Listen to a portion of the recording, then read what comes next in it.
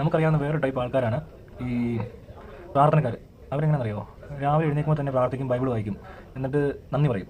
ഇങ്ങനൊരു ദിവസത്തിലേക്ക് അല്ലെങ്കിൽ ഇങ്ങനൊരു ദിവസം തന്ന ദൈവത്തിന് നന്ദി. അത് കഴിഞ്ഞിട്ട് അവർ ഫുഡ് കഴിക്കാനിരിക്കുന്നു, അപ്പോഴും 3 നേരം പ്രാർത്ഥിക്കുന്നു. ആഹാരം കഴിക്കുന്നതിന് മുമ്പെല്ലാം ദൈവത്തിന് നന്ദി പറയും, ഫുഡ് തന്നതിന് നന്ദി. അത് കഴിഞ്ഞ് ഇവർ ടൂറാൻ പോയാൽ ഇത്രയും മലം തന്നതിന് നന്ദി. അങ്ങനെയൊക്കെ പറഞ്ഞ് ഒരുപാട് നന്ദി പറഞ്ഞും ബൈബിൾ വായിച്ചും അല്ലെങ്കിൽ ഇങ്ങനെ പ്രാർത്ഥിച്ചിരിക്കുകയാണ്. ഒരു ദിവസം ഒരു 5, 6, 7 ഒക്കെ പ്രാവശ്യം പ്രാർത്ഥിക്കുന്നവരൊക്കെ ഉണ്ടാവും. എങ്ങനെയാണെന്ന് വെച്ചാൽ ഇവർ പിന്നെ അതിന് വീട്ടിൽ നിന്ന് ഇറങ്ങുമ്പോൾ കണ്ടിട്ടുണ്ട്, വണ്ടി എടുത്തിട്ട് അതുമേ ഇരുന്ന് പ്രാർത്ഥിക്കും. അങ്ങ് വരെയുള്ള യാത്ര സുരക്ഷിതമാക്കണമേ എന്ന് പറഞ്ഞുകൊണ്ടൊരു നന്ദി ഒരു ആ പരിപാടി.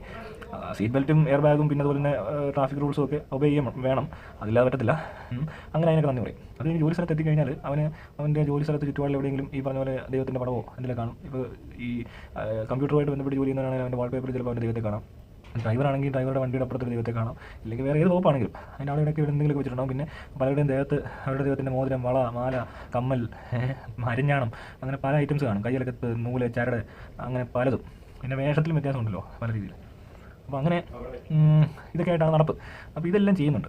ഉച്ചയ്ക്കും വൈകുന്നേരം ഒക്കെ പ്രാർത്ഥിക്കും. തിരിച്ച് ഇത്രയും നേരത്തെ പണിയും കഴിഞ്ഞ് തിരിച്ച് വീട്ടിൽ വന്നു കഴിഞ്ഞാൽ കിടക്കുന്നതിന് മുമ്പ് ഈ ദിവസം അത്ര ഭംഗിയായിട്ട് നടത്തിയതിന് ദൈവത്തിന് നന്ദി, ജോലി കഴിഞ്ഞ് ഇറങ്ങുമ്പോൾ അതിന് നന്നി. പിന്നെ ഇതിനിടയിലേക്ക് എന്തെങ്കിലും പറ്റിയാൽ അപ്പോൾ തന്നെ സഹായം നേർച്ച നേരുക. പിന്നെ എന്തെങ്കിലും പനി പിടിക്കുകയോ എന്ത് സംഭവിച്ചാലും അപ്പോൾ പ്രാർത്ഥന, നന്ദി പറച്ചിൽ, അഭ്യർത്ഥന, ഇങ്ങനെയുള്ള പരിപാടിയാണല്ലോ നടന്നുകൊണ്ടിരിക്കുന്നത്. ഇതിങ്ങനെ എല്ലാ ദിവസവും ചെയ്തുകൊണ്ടിരിക്കുന്നവരെ ശ്രദ്ധിക്കുക.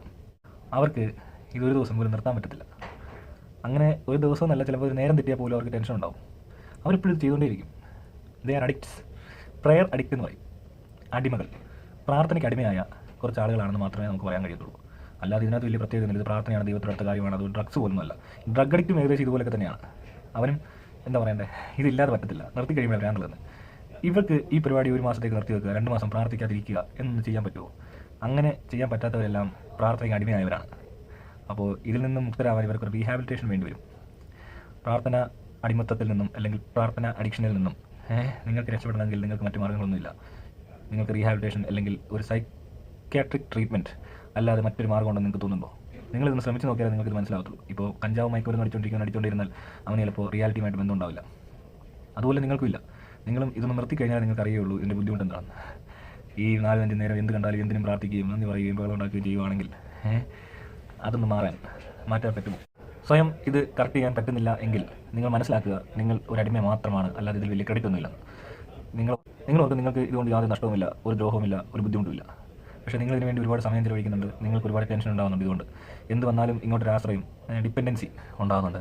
എങ്ങനെയൊക്കെയാണ് ഒരു ഡ്രഗ് അഡിക്റ്റിനെയും ഒരു പ്രെയർ അഡിക്റ്റിനെയും കൂടെ നമുക്ക് വേണമെങ്കിൽ കമ്പയർ ചെയ്ത് നോക്കാം.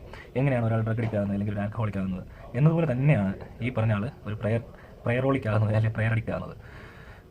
നിങ്ങൾക്കിതില്ലാതെ പറ്റില്ല. ഒരു നേരം ഇതിട്ടില്ലെങ്കിൽ കോൺഫിഡൻസ് നഷ്ടപ്പെടുന്ന പോലെ തോന്നുന്നു, ദുസ്വപ്നങ്ങൾ കാണുന്നു, ഹാലുസിനേഷൻസ് പെട്ടെന്ന് ദൈവം വന്നിട്ട് പറഞ്ഞതുപോലെ തോന്നുന്നു. മനസ്സിലായോ?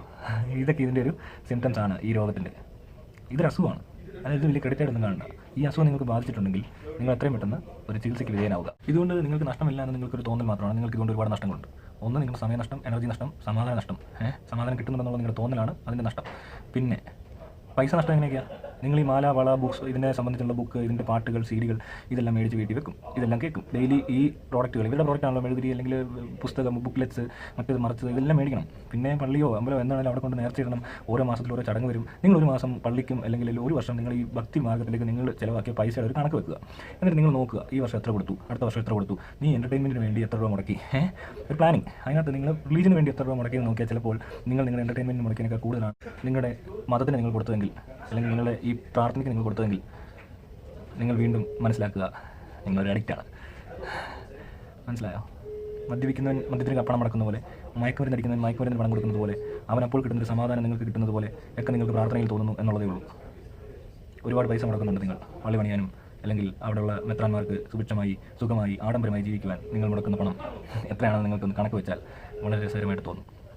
നിങ്ങളെ ഒരു അടിമയാക്കിക്കൊണ്ട് നിങ്ങളുടെ പണം ഊറ്റി സുഭിക്ഷമായി ജീവിക്കുന്ന ഇവരെയൊക്കെ കണ്ടിട്ടും നിങ്ങൾക്കിത് മനസ്സിലാവുന്നില്ലെങ്കിൽ ഇനി എന്ത് ചെയ്യാൻ പറ്റും? ഒന്നും ചെയ്യാൻ പറ്റില്ല. നിങ്ങൾ തന്നെ വളർത്തി വലുതാക്കി ഓരോരുത്തന്മാർ ഓരോ സ്ഥലത്ത് കൊണ്ടിരുത്തിയിട്ട് അവർ തന്നെ നിങ്ങളെ പറ്റിച്ച് ജീവിക്കുന്നത് കാണാൻ ശരിക്കും പറഞ്ഞാൽ വിഷമമുള്ളതുകൊണ്ട് പറയുക. മെത്രാൻ എന്തിനാണ് ബെൻസ് എന്ന് ചോദിച്ചാൽ എനിക്കറിയത്തില്ല.